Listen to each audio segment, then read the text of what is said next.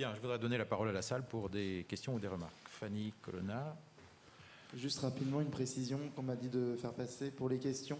Attendez bien d'avoir un micro pour la poser, parce que sinon pour l'enregistrement, ça ne passe pas. Donc ça sert à rien de commencer à la poser puis de le recommencer après, quoi. Voilà. Et ayez également l'amabilité de dire votre nom avant de poser votre question, de façon à ce que l'on puisse vous identifier. Donc Fanny Colonna, c'est à propos des villages noirs et des villages nègres, et justement du choix de ce terme. Alors il y a un problème antérieur, si je peux dire, c'est pourquoi on a appelé village nègre. Et moi j'en connais un à Batna, j'en connais un à Biskra, etc. Il y en a pratiquement dans toutes les grandes villes. Pourquoi on a choisi ce nom? Ça c'est la première chose. Sachant que par exemple à Batna et à Biskra, dans mes souvenirs, il y avait des Noirs, peut-être en petite quantité, mais il y en avait dans ces agglomérations, petites, dans ces quartiers. Ensuite, je ne sais plus très bien, Valère, si tu as dit qu'il y en avait peu ou pas au nord des Noirs, mais finalement, il y en a. Il y en a sous plusieurs formes, c'est-à-dire dans la Soumam, par exemple, on dit que Ouedamizour, c'est là que se sont retrouvés tous les esclaves des Zaouïas quand finalement les Malabtines se sont dit qu'on ne pouvait plus attendre. Ils ont attendu aussi longtemps qu'ils ont pu, mais quand même il a fallu qu'ils les libèrent.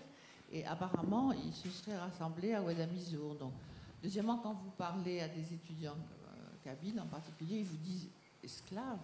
Mais nous, les Berbères, on n'a jamais eu d'esclaves. Alors, d'une part, c'est un grand peuple esclavagiste, mais d'autre part, en Kabylie, il y en avait dans tous les villages. Et on a des raisons de penser que la caste des bouchers, des forgerons, etc., certaines espèces, et ça se retrouve en ville d'ailleurs, dans certaines professions, il y a une forte coloration foncée des gens qui tiennent ces... donc c'est tout ce que je voulais dire. Et puis il y a le problème des fameux haratines, sur lequel j'aimerais juste que tu développes l'échange qu'on a eu ensemble dans le couloir. C'est-à-dire le problème de l'origine absolument certaine. Bon, c'est à toi, vas-y, puisque c'est toi le spécialiste. Il y a 20 ans, on pensait que tous les Noirs étaient des descendants d'esclaves. Maintenant, on sait que non. Bon, les informations en fait changent jour après jour en Algérie. Il y a quelques années, on acceptait mal en fait de dire que effectivement les Algériens pratiquaient l'esclavagisme. Et encore beaucoup plus qu'on dit que les colons avaient des Noirs ou des domestiques dans les colonies agricoles. Aujourd'hui, effectivement, on trouve pas mal de documents qui disent en fait, l'esclavage a existé dans toute l'Algérie, pas seulement dans le sud. C'est ce que j'essaie en fait de prouver dans la thèse. Toutes les Zaouïas avaient des domestiques, des esclaves, des Noirs. Bon, bien sûr, il y a des problèmes de terminologie, des termes, comment on les appelait, etc.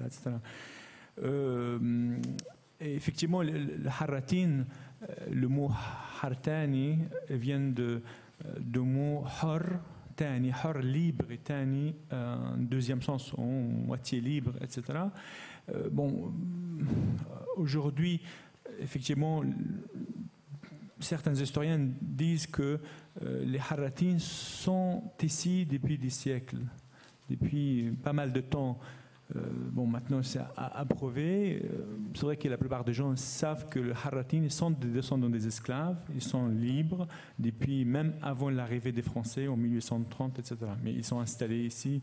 Et par rapport aux villages nègres, c'est vrai que certains villages nègres qui se trouvent au nord de la France, de l'Algérie, effectivement, il n'y avait pas de Noirs dedans. Moi, là, je parlais des villages nègres au sud de l'Algérie, là où c'était... Parce que les villages noirs même existaient avant l'arrivée des Français. Donc c'était réservé aux Noirs. Et puis en fait, ils retournaient dans ces villages-là une fois qu'ils travaillaient librement chez des grandes propriétaires et grandes riches algériens.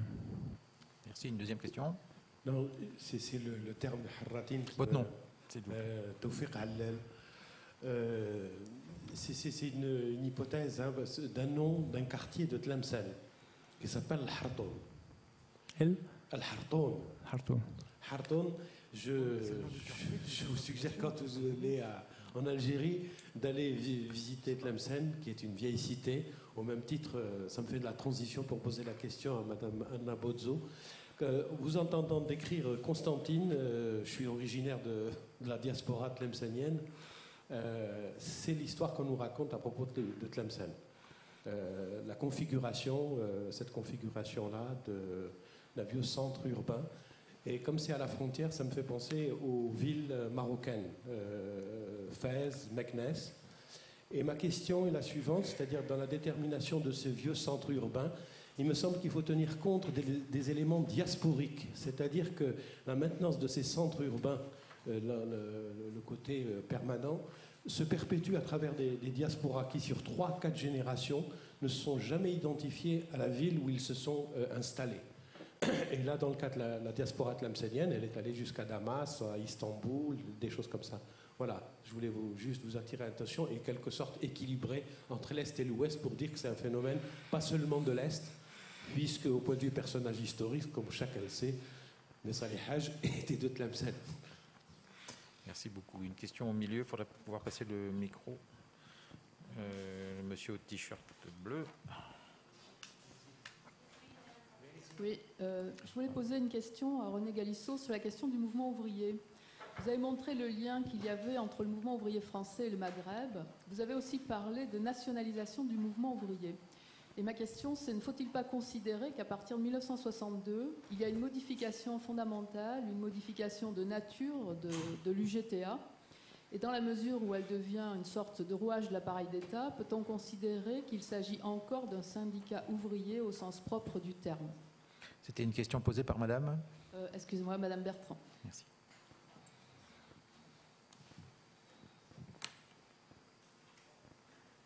Réponse de René Galissot. Je réponds tout de suite, là.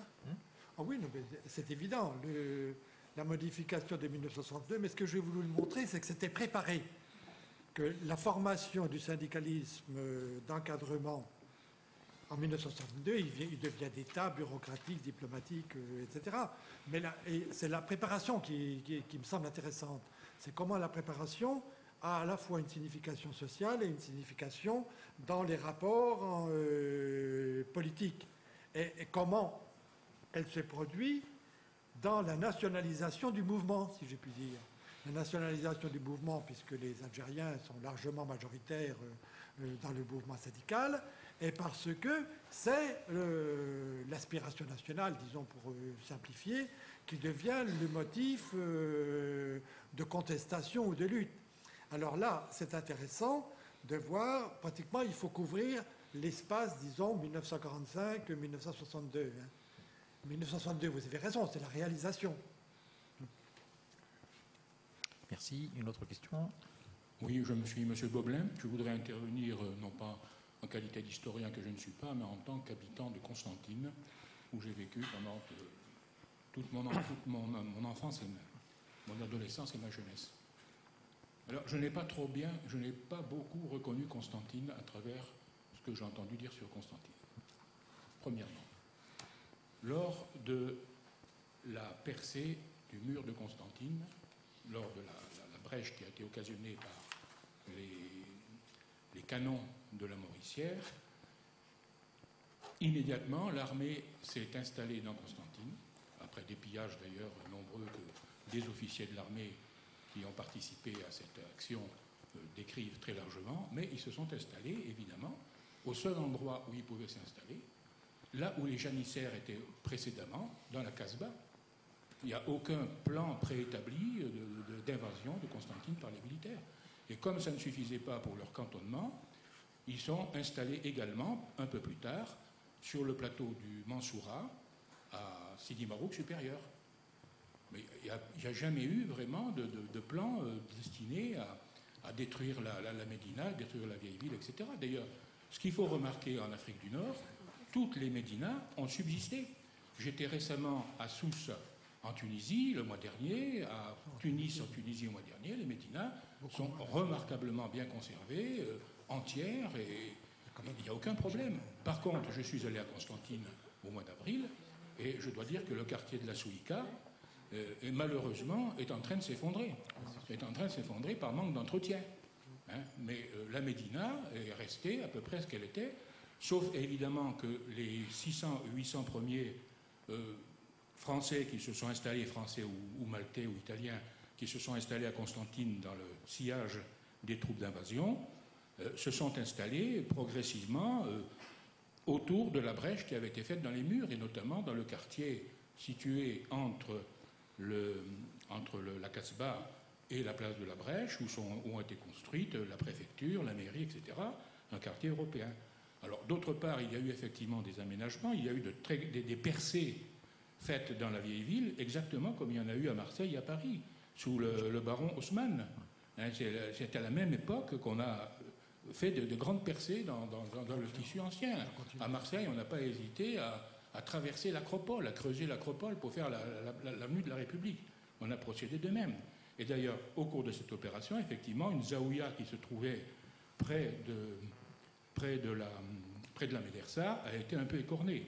Mais pas du tout la grande mosquée. La grande mosquée qui se trouve place des Galettes, derrière le théâtre, n'a pas été touchée. Elle est restée strictement intacte. Voilà ce que je voulais apporter comme précision. Alors, il est évident aussi que le quartier, une fois qu'on a fait cette percée de la rue nationale et de la rue de France, on a coupé effectivement le quartier en deux, et même peut-être en trois, quand on a fait la rue Caraman, actuellement Titouche Mourad, je crois, la rue nationale et la rue s'appelant maintenant, je crois, Ben Mehdi. Donc, on a coupé effectivement le tissu urbain ancien en trois. Alors, le quartier qui était situé sous la Casbah et vers la rue nationale, c'est resté le quartier juif. Ce quartier que les juifs occupent depuis bien avant la conquête de Constantine, depuis que le B leur a accordé en récompense de leur loyaux services une partie de la ville, hein, pour en user absolument comme ils voulaient. Je crois que c'est ça la baie, je n'en suis pas très sûr, hein, je ne suis pas historien, je peux me tromper. Bon, et le quartier situé entre la rue nationale et le Rumel, lui, est resté tel qu'il était, avec ses quartiers spécialisés d'artisans et autres. Il n'y a pas eu véritablement d'atteinte au tissu urbain autre que la partie effectivement située entre la place de la Brèche et la Casbah, qui a été occupée par des constructions européennes. Par contre, l'extension de la ville, elle, s'est faite effectivement quand on a rasé le Koudiat sur le plateau du Koudiat, puis en direction de Saint-Jean, et quand on a reconstruit le pont d'Elkantara, qui avait été détruit par les troupes françaises qui marchaient au pas sur ce pont, il n'était plus très solide, et quand il a été reconstruit, de l'autre côté, on a reconstruit effectivement Alcantara comme un quartier européen. Mais on a autant que possible évité de trop mordre dans le tissu urbain ancien. Voilà ce que je voulais apporter comme précision, mais je vous dis en qualité d'habitant de Constantine qui a constaté les faits. C'est une des caractéristiques de l'histoire urbaine que de voir qu'il n'y a pas de ville unique, mais il y a toute une série d'images qui sont susceptibles de superposer selon le regard qu'on porte sur les agglomérations. Madame Bozo, vous voulez réagir à cette remarque? Oui, je veux dire que monsieur a eu l'honnêteté de dire, je ne suis pas historien, je peux me tromper peut-être. Bon, ce matin, on nous a rappelé qu'il ne faut pas confondre l'histoire et la mémoire. Donc, je n'ai pas grand-chose à dire, sauf que, par exemple, le pont d'Alcantara n'a pas été détruit par les troupes françaises, il s'est effondré. Et avec... voilà, et donc il a été reconstruit de manière très rapide, avant l'arrivée de la visite de Napoléon III en 1865. Je peux dire que c'était à l'époque l'unique pont et la ville n'avait pas encore commencé à s'étendre de façon tentaculaire comme cela a été par la suite. Sauf dans les années 30, nous avons déjà 6 ponts. Alors vous voyez, le problème c'est que dans le rétablissement d'une histoire urbaine, il y a des temps très longs et justement il y a aussi des techniques qu'il faut garder à l'esprit. Moi, j'ai voulu tout simplement dire par mon intervention qu'il n'y avait pas la possibilité à Constantine de pratiquer une ségrégation spatiale à l'intérieur du rocher et que les gens étaient très serrés et que cela a donné lieu à une société encore plus violente, encore plus, je veux dire, traversée par des tensions qu'ailleurs on n'a pas connues. Les cas de Tlemcen, évidemment, n'est pas les mêmes. Je voulais tout simplement souligner que la ville de Constantine par choix de ses occupants, a gardé son rôle central, c'est-à-dire situé au cœur de la Médina, au cœur battant de la ville. Et donc, quand vous m'évoquez Tlemcen sur laquelle je n'ose pas intervenir parce que je ne la connais pas, mais quand vous m'évoquez Fès, par exemple, Fès, il y a la Médina de Fès a été préservée par Lyautey en construisant une ville neuve où les Européens faisaient leurs affaires. Et la Médina a été préservée dans un Moyen-Âge qu'il a complètement déclassé et qui n'a pas permis à ses habitants d'évoluer au même rythme des temps, comme cela a été le cas pour la société constantinoise. Excusez-moi, non, on a une autre prise de parole ici. Oui, Maxime Gohin, j'aurais aimé demander à M. Galissot, est-ce qu'il y a eu dans les pays du Maghreb, et bien sûr spécialement en Algérie, un important syndicalisme agricole? Par exemple en France, quand le pays était encore aux deux tiers rural, les républicains au pouvoir avaient créé toute une série d'organisations. Dans les années 30, les communistes et les socialistes avaient développé leur implantation électorale par certain nombre d'actions. Alors est-ce qu'une des différentes branches que vous avez décrites a essayé à un moment ou à un autre, dans tel ou tel pays, de développer un syndicalisme agricole important? Alors, vous savez que les syndicats nationalistes, qui n'étaient pas particulièrement formés par des gens qui venaient de la campagne, mais également par des employés, des instituteurs, etc. Bon, les syndicats nationalistes, que ce soit l'UGTT, l'UGTA et parfois même l'UMT au Maroc, ont crié très fort que la CGT n'avait jamais syndicalisé les ouvriers agricoles. Et ça a été répercuté dans tous les programmes, y compris, c'est dans le programme de la Soumam, et c'est une des accusations assez répétées et assez virulentes de Fanon. Mais on oublie toujours que Fanon l'adresse pas seulement au Parti communiste ou à la CGT, il l'adresse au Parti nationaliste. Donc, c'est un problème polémique, je voulais dire. Mais ce n'est pas une raison pour ne pas le traiter. Bon. Alors, ce qui est particulier, c'est que, notamment en Algérie, il y a une entrave au développement du mouvement ouvrier agricole. Pourquoi? Parce que la main-d'œuvre agricole est un formidable mouvement migratoire incessant, si je puis dire, puisqu'il faut toujours rappeler que, pas seulement dans l'Oranie, mais avec d'autres populations dans le reste du Maghreb, c'est les saisonniers espagnols venant d'Espagne, plus ensuite les déclassés venant d'Espagne, femmes comprises avec famille, qui ont formé la main-d'œuvre agricole. Et que les Algériens n'apparaissent dans la main-d'œuvre agricole que, disons, au XXe siècle pour aller très vite. Et vous avez, avec des décalages chronologiques, des choses semblables en Tunisie et au Maroc. Et vous avez le fond migratoire propre, car l'Afrique du Nord n'a pas toujours eu ses frontières fermées. Il faut les États nationaux pour fermer les frontières. Les frontières d'État national, ça fait des réfugiés et ça fait des clandestins. Tout le monde sait ça. Enfin, tout le monde le constate.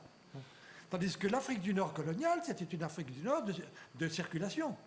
Donc, vous trouviez les mineurs du sud tunisien, ben, ils venaient du Rif ou ils venaient du Souf, bien sûr algérien qui n'est pas très loin, mais ils venaient du Rif, ils venaient du sud marocain, etc., du Moyen Atlas. Vous aviez donc une circulation, non seulement par la migration coloniale, à la fois fixe et saisonnière, très importante, la migration saisonnière, oublié. La majeure partie des Espagnols ont longtemps été saisonnières. Bon. Et vous aviez ensuite une immigration, disons, maghrébine, au sens des régions internes du Maghreb. Si bien que il y a des manifestations, des révoltes agricoles, des manifestations, mais il n'y a pas l'organisation d'un mouvement ouvrier, sinon de façon tardive. Bon. Et bien sûr, là, il y a l'énorme responsabilité des pratiques coloniales. En 1962, en Algérie, à côté de Koléa, j'ai vu encore des intendants de colons payer les cueilleurs d'oranges en leur distribuant simplement un lot d'oranges. Vous vous rendez compte de la pression, de la rémunération, si l'on peut dire, du travail. Bon. Et sur les ports, c'était pire, bon, etc. Donc c'est tardivement qui va se constituer un mouvement d'ouvriers agricoles. Bon. Et ce mouvement ouvrier agricole apparaît au moins à deux moments. Il apparaît avec les grèves de 1936, car les grèves de 1936 ont été différentes suivant les pays du Maroc, les pays du Maghreb, mais en Algérie, curieusement, c'est les grèves qui se sont étendues de Bougie, Béjaïa à travers la Kabylie, et c'est les grèves de la viticulture, donc au sud d'Oran, entre Oran et Tlemcen, pour grossir, qui sont apparues, qui montées. Alors, la vieille CGT, la CGT se réunifie à ce moment-là. Les communistes de la CGTU reviennent à l'intérieur de la CGT, qui est tenue par des instituts socialistes, il ne faut pas rigoler. Bon. Donc, et alors ils ont peur. Ils ont peur de cette apparition des ouvriers agricoles. Alors, Pierre Fayet, qui est l'envoyé communiste de la CGT française en Algérie, a une idée qui est très très bonne. Enfin, une idée, il a une pratique, disons. Il va créer des groupes de syndicalisme agricole, parfois il appelle ça syndicalisme agricole ou syndicalisme paysan. Ils vont être alliés à la CGT, mais ils ne sont pas membres de la CGT puisque les instituts socialistes ne veulent pas voir arriver les ouvriers agricoles. Donc vous avez un moment de syndicalisation intéressante, là, à la faveur des grèves de 1936. Et vous avez surtout cette formule, je dis que c'est Fayet qui l'a inventée, il l'a pratiquée. Bon, Anconat a pratiqué la même en Oranie. Bon, les groupes d'ouvriers agricoles qu'il appelait des groupes paysans. Alors, le deuxième temps, ce sera bien après 1945 souvent, mais ce sera plus au début des années 50, quand le Parti communiste algérien, avec toujours la CGT bien sûr, va tenter de remettre en place des groupes paysans. Alors ce qui est remarquable, c'est que ces groupes paysans, on les trouve à nouveau dans deux régions très caractéristiques parce qu'elles vont entrer presque directement dans l'armée de libération. On les trouve au pied de l'Aurès, si je puis dire, au pied des Aurès. Bon, et ils vont passer, même communistes, ils vont passer au maquis de l'Aurès, et on les trouve au sud de Tlemcen, non pardon, au nord de Tlemcen, à nouveau dans les zones agricoles, y compris à des cartes qu'on appelle maintenant Bimbadis, qui est un centre viticole important. C'est amusant. Et ces groupes paysans, effectivement, vont donner les vrais premiers maquisards. Ils ne sont même pas passés par les combattants de la libération du Parti communiste. Voilà. Je suis désolé, mais il nous reste une petite pause de 17 minutes avant la reprise, donc à 17h dans l'amphithéâtre ici. Merci.